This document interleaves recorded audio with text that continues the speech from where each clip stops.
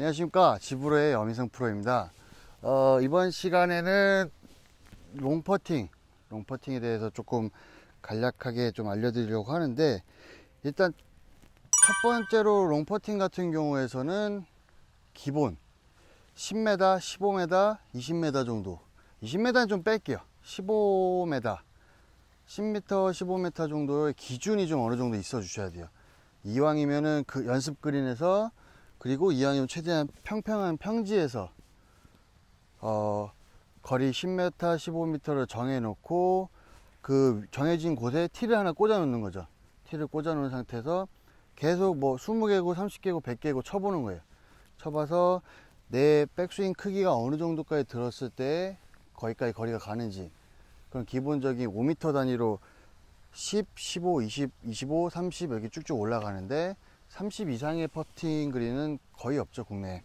그래서 그렇게 그 기준을 어느 정도 잡아 주신 상태에서 이 롱퍼팅 연습을 응용을 해 주시면 굉장히 더 도움이 되실 겁니다.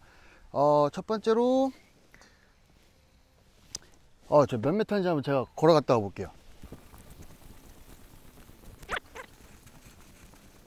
자, 17발자국이 나왔는데, 제가 선수 생활을 했을 때 1m 정도의 거리를 걷는 연습을 많이 해서 저는 대략 17m라고 생각을 하는데, 여기서 포인트가 하나가, 여러분들 미터 그 단위를 미터로 생각을 안 하시는 게 좋아요. 1m 단위로 대충 큰 걸음이 1m라고 예상을 좀 하시고 계실 텐데, 그 미터 단위로 계산을 하려고 그러면 너무 어려워져요. 정확하게 1m 걸음이 조금 틀릴 수도 있고, 그래서 제가 말씀드리고 싶은 거는 그 단위를 걸음거리로 생각을 해주시면 좋아요. 아까 처음에 말씀드린 10m, 15m 기준을 잡아주시라고 말씀드렸는데, 그게 10걸음, 15걸음. 그러니까 연습 그린에서 여러분들의 10걸음 거리에 티를 꽂아 놓고 연습을 해주시고, 그리고 15걸음 꽂아 놓고 또 연습을 해주시고, 그렇게 기준을 잡아주시는 게 좋아요. 미터 단위로, 어프로치나 뭐 샷 같은 경우 이제 그 레이저 측정기 때로 인해서 정확한 거리를 좀 측정을 할 수 있는데, 퍼터 같은 경우는 미세한 요인들이 좀 많이 있기 때문에 정확하게 수치화 시켜버리면 너무 어렵습니다. 어려워서 걸음거리를 잡는다고 생각을 해주시면 됩니다. 그래서 저 같은 경우는 17걸음이었거든요. 17걸음. 연습 스윙을 뒤에 나와서 하실 때 홀컵을 보면서 연습을 해주시는 게 거리감 맞추기 훨씬 더 좋습니다. 해주시고, 저를 보면서 얼마큼 가겠다. 혹은 또 하나의 팁이, 오른손으로 볼링 하듯이 굴리면은 어느 정도 힘으로 굴리면 저기까지 가겠다. 자, 한번 굴려 볼게요.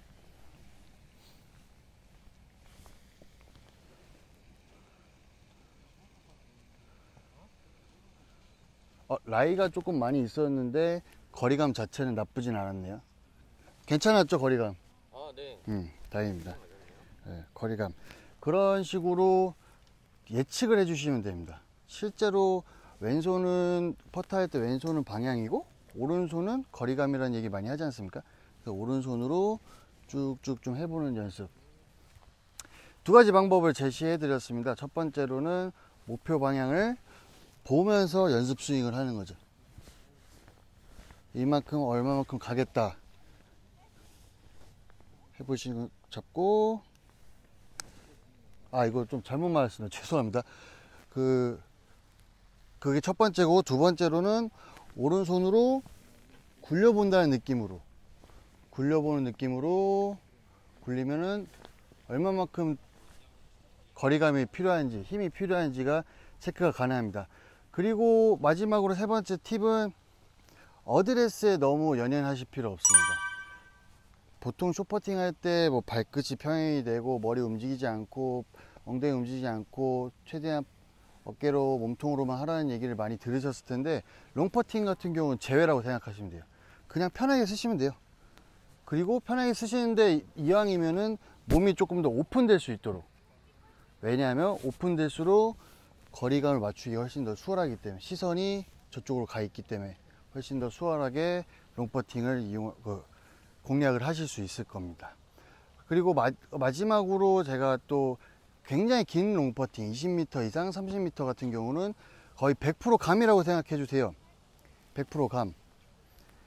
롱퍼팅 같은 경우는 거리감이 80% 방향이 20%라고 생각해 주신다고 하시면 되는데, 그렇기 때문에 20m 이상인 것 같은 경우는 오히려 손목을 쓰셔도 괜찮아요. 어프로치 하듯이 손목을 쓰시면서 최대한 거리감만 맞추게끔, 그 다음 퍼터에서 성공을 시켜서 파 혹은 뭐 보기로 마무리할 수 있도록 롱퍼팅을 좀 공략을 하시면 될 것 같습니다.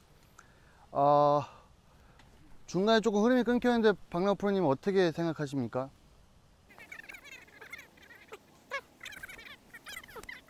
도움이 되실 것 같아요. 저희 나무골프의 박나우 프로님께서는 이 마지막에 제가 말씀드린 그 어드레스라든지 폼, 스트로크를 너무 정형화시키지 않는 거에 많이 공감을 하신다고 합니다. 여러분들도 너무 틀에 얽혀서 롱퍼팅 거리감을 틀에 얽히지 말라는, 마지막으로 하나만 더 말씀드리면, 틀에 얽히지 말라는 이유가, 딱딱한 스윙에서 스윙이 커져 버리면은 미스가 날 확률이 되게 커요. 공이 정확하게 안 맞거나 혹은 퍼터에서 뒷땅이 좀 나는 경우.